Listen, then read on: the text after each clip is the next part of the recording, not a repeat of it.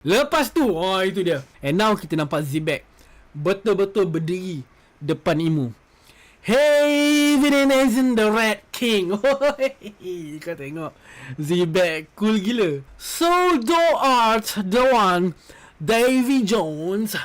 Ni satu benda yang aku suka tentang Imu tau. Cara dia bercakap tu memang macam cakap zaman dulu tau. Cerita-cerita tahun 18,000, 17,000. Memang karakter lama. Kat sini menguatkan lagi bahawanya dia ni memang karakter yang hidup sejak 800 tahun yang dulu. Kan dia pakai English lama, English baku lama. So thou art the one, Davy Jones. Siapa ni? Zebek pembalas. Afraid I got the wrong guy.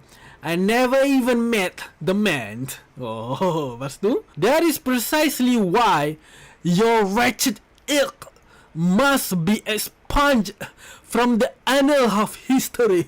Ya Allah, susahnya lah nak sebut English diorang ni. For sure Davy Jones ni zaman-zaman Imu juga. Zaman 800 tahun yang lepas.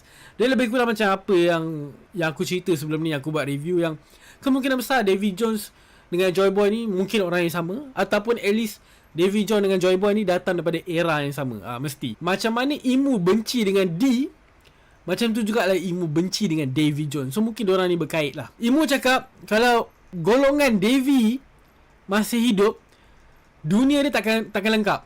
Kan? Sebab dia sebut Moose World remains incomplete. So dia cuba serang, dia cuba serang Zebek, tapi Zebek sub potong kaki Satan. Dia potong kaki Satan. Weh, bapak style gila. Tak pernah lagi kita nampak ada orang potong kaki Satan. Lepas tu si Zebek pembalas, the world ain't yours. Dunia bukan milik engkau.